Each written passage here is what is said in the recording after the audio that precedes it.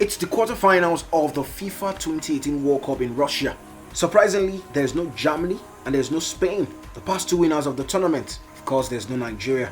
The two best players of the last 10 years, Lionel Messi and Cristiano Ronaldo, are also missing, as both Argentina and Portugal have been knocked out. Argentina were taught a footballing lesson by Kylian Mbappe-led France, while Portugal lost to a resilient Uruguay courtesy of two well-taken goals by Edinson Cavani. This leaves us with just 8 teams, and none of the players whose countries are still in the World Cup have laid their hands on the trophy.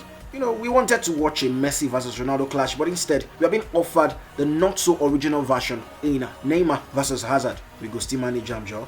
On these notes, I welcome you to the third episode of Strictly Sports. My name is John Binho, the hard tackling and the super dynamic midfield maestro.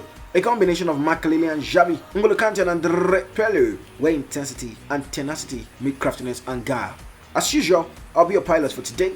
Today's talking point is the FIFA 2018 World Cup quarterfinals, and I'll preview all 4 matches. Just sit back, tighten your seatbelts, hang on tight, and get ready for the fun ride.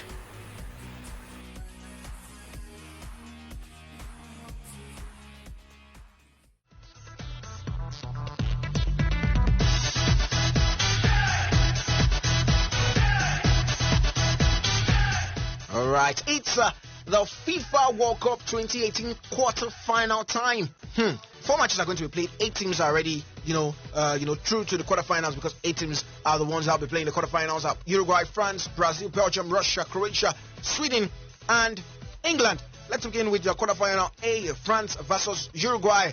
Uruguay kicks off at 3 p.m. on Friday the 6th of July at the Nizhny Novgorod Stadium in Nizhny Novgorod. France eased to the top of their group despite not ever really impressing. They relied on a deflected goal from Paul Pogba in the opener against Australia, and they rode their luck against Peru. In the final group game against Denmark, they were there for the taking, but the Danes were happy to sit back and take the draw. At the last 16th stage, they faced Lionel Messi's Argentina in a pulsating match that saw Didier Deschamps' men come from 2-1 down, to win 4-3. Uruguay, coming into the last 16, they had a record of 3 games, 3 wins, and no goals conceded. And while defensive linchpins Diego Godin and Jose Jimenez were breached in their last 16 fixture against Portugal, Edinson Cavani delivered the goods up top and 2 fine strikes to send, Portugal and Cristiano Ronaldo home a courtesy of a 2-1 win. And let's talk about their head-to-head form. The two teams have met on 7 occasions. There have been 4 draws. There have been 1 win for. There has been 1 win, for France, and then 2 for Uruguay. The chances in this game, anything can happen. Deschamps is the ultimate pragmatist. He's a conservative coach, but despite that, his side were pretty leaky against the shoddy Argentina side. Should France give up 3 goals against Uruguay, they will be out. Oscar Tabarese's side need to win. They could, decide to go into the. Let's see what happens. Anything can just happen in that game. Uruguay can just nip it by a goal because of that defense that is very hard to break. Now let's talk about the second quarterfinal match. Brazil will take on Belgium on Friday the 6th at 7 p.m. at the Kazan Arena in Kazan. Brazil drew with Switzerland in their opener, but improved as the group progressed, beating both Costa Rica and Serbia 2-0 to top Group E. Neymar was the architect of Brazil's last 16 win over Mexico, scoring once and setting up the other for Roberto Firmino in a 2-0 win. They had finished top in Group E, going undefeated with a draw and 2 wins to progress to the knockout stages. Belgium, defeated England to secure their status as Group G, winners, despite despite having named a very weakened team. Talking about Martinez, but impressed in their opening 2 games, defeating Panama 3-0 and then Tunisia 5-2. Roberto Martinez's Belgium came back from 2-0 down to defeat Japan 3-2 with the last gasp winner after they progressed to the round of 16. After topping Group G with a 100% record. And the head-to-head, it's not surprising that Brazil have been dominant, winning 3, including their most recent World Cup clash back in 2002. Belgium won their first encounter way back in 1963. And for Belgium, they are erratic, but they have managed to rack up the wins regardless. But it's difficult to look beyond Brazil in this one.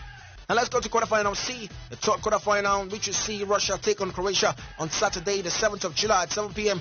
at the Fisht Olympic Stadium in Sochi. The hosts, that's Russia, opened the World Cup in style, scoring 8 times in their first 2 matches against Saudi Arabia and Egypt. However, they were put to the sword by Uruguay, and it looked as if their high pressing had drained them a little. A high-pressing hangover appeared to impact them again against Spain, where they were dominated by Fernando Hierro's men.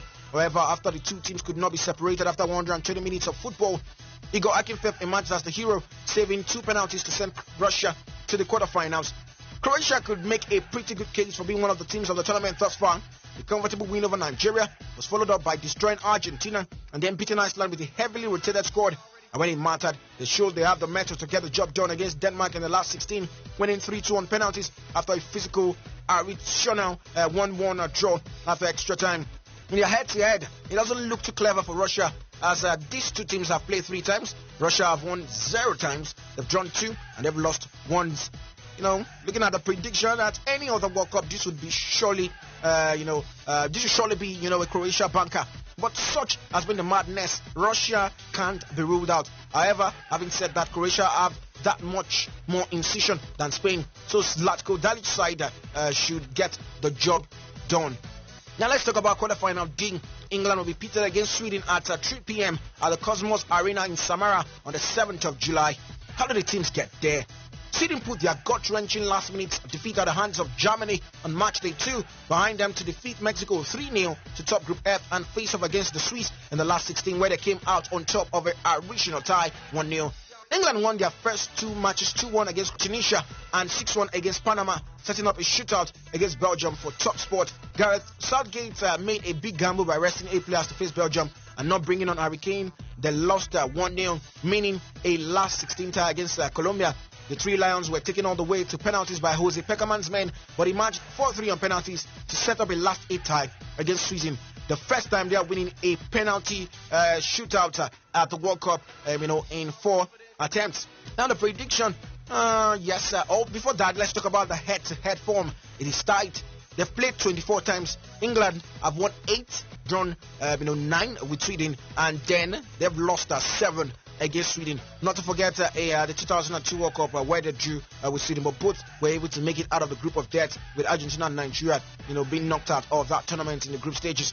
And now let's talk about the predictions. England are favourites, but Sweden have defied expectations all tournament, so it will be tight. However, the 3 Lions' superior firepower should see them through, but that is taking into account the fact that Sweden's defense do not turn up on that particular day. Talking about Andre Granqvist, the commander-in-chief of that defense for Sweden. This is Strictly Sports with John Binho.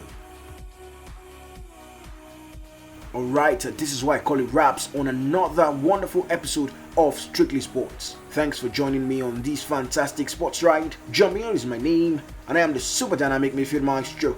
Don't forget to spread kindness around wherever you find yourself. Bye for now.